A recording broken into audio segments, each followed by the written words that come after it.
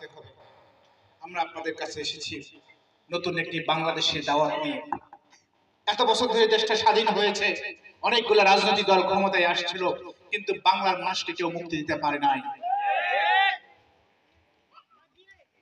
বাংলার মানুষের কাছে আগামী দিনে এই বাংলাদেশকে যদি বিনিময় করতে হয়, তাহলে সমাজকে স্বাধীনে সবাইকে স্বাধীনে আমাদের কাজ করতে হবে। আমরা পাবো তো ইনশাআল্লাহ।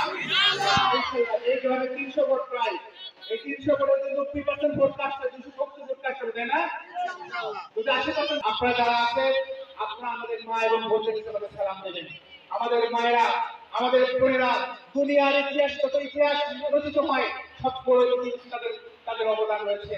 আমি দৃঢ়ভাবে বিশ্বাস করি আমাদের মায়েরা, আমাদের বোনেরা তারা যদি ভালোভাবে কাজ করে, ইনশাআল্লাহ এই আসন থেকে ইসলামী আন্দোলনের পক্ষে শক্তিরা, নৈতিকতার পক্ষে শক্তিরা, দেশের পক্ষে শক্তিরা বিজয় হবে ইনশাআল্লাহ। আপনারা আমাদের মা এবং বোনদেরকে আপনারা দুর্নীতির কারণে আমার জলবদ্ধতা, আমার রাস্তা থাকা, রাস্তা ভেঙে পড়া, যে সমস্যাগুলো আছে বাংলাদেশে, এই বাংলাদেশের যেখানে যাবেন সব জায়গায় একটা সমস্যা, দুর্নীতি, দুর্নীতি এবং দুর্নীতি। আজকে আমাদের মধ্যে যুবকেরা, তাদের যদি এতটুকু অভিজ্ঞতা থাকতো, এতটুকু যোগ্যতা থাকতো, এতটুকু আমানত দায়িত্ব থাকতো, সততা থাকতো, তাহলে রাস্তাঘাট হলে কোনো অবস্থা হইত না। গত কয়েকদিন আগে দেখলাম, এই 20 দিন হয় নাই, জানগ্রামে 90% ওয়ার্ডগুলোতে ঘোরাঘোরা হয়ে গেছে। বেশিরভাগ জায়গাগুলোতে খুব জঘন্য অবস্থা, হাঁটু কাটা পানি, তাই না? এটা কি আমরা চাই? তারপর অনেক জায়গায় রাস্তা করছে, 2 মাস হয় নাই, 3 মাস হয় নাই, রাস্তা খুলে পড়ে গেছে, হচ্ছে না? এরপর আপনারা কি চান? সরকারের কাছে আর কি প্রত্যাশা করতে পারে? কিন্তু আমাদের মোটামুটি আছে, তাই না? আর কি চাই? আর চাই আমরা একটা হসপিটালের চিকিৎসা চাই, তাই না?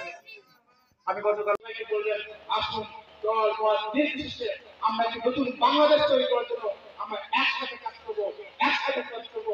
সন্ত্রাস মুক্ত, দুর্নীতিবাজ মুক্ত, চাঁদাবাজ মুক্ত একটি বাংলাদেশ আমরা সবাইকে গঠন করবো। আপনাদের সবাইকে ধন্যবাদ। আমাদের মধ্যে যদি কোনো অমুসলিম হয়ে থাকেন তাদেরকে আমি শুভেচ্ছা জানাই, আমার পক্ষ থেকে আজাদ জানাই। ইনশাআল্লাহ আমাদের কঠিনতা করেছিলেন একদিন হিন্দু মুসলমান, ইনশাআল্লাহ আগামী বাংলাদেশ আমাদের হিন্দু মুসলিম সবাইকে একটি সোনার বাংলাদেশ করবো। সবাইকে ধন্যবাদ। আসসালামু আলাইকুম।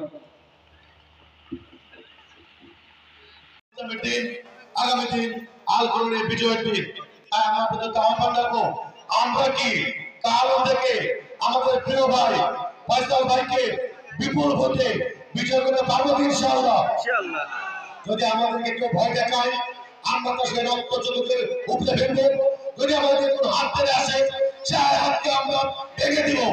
আমরা বাতিলের সকল শক্তিকে নষ্ট করে দিয়ে আল্লাহর ভয়ে আমরা আল্লাহকে সাথে নিয়ে এই মাঠে ঝাঁপিয়ে পড়বো, যাতে আমাদের জয়তুল সেন্টারে আমাদের বুড়ন সেন্টার, ঠিক কিনা? আমাদের সকলকে কবুল করে নেই। এই আহ্বান থেকে আমাদের কথা শেষ করছি। আসসালামু আলাইকুম ওয়া রাহমাতুল্লাহ। করার চেষ্টা করছে এবং তারা সদস্য সেটাকে মেডিকেল ক্লিনিক করেছে। এমনিভাবে বাংলাদেশে এমন কোনো পরিবেশ ছিল না যেখানে মানুষ শান্তিতে আলহামদুলিল্লাহ বলতে পারে। আজকে মানুষ তার যবনিকার মধ্য দিয়ে, তার পতনের মধ্য দিয়ে আল্লাহকে প্রাণ ধরে রাখতে পারছে। গ্রামের প্রায় প্রতিটি জায়গায় সভা সমাবেশে মানুষ দিল খুলে প্রাণ খুলে দিল খুলে দিনের কথা বলছে। অর্থাৎ সকল মানুষ আজকে সারা বাংলাদেশ ব্যাপী একই জোয়ার, এমনকি যে সমস্ত ভাইরা প্রবাস অবস্থান করছে তারাও মনে পড়ে যাচ্ছে আল্লাহর জমিনে আল্লাহ দিন, ঠিক কিনা?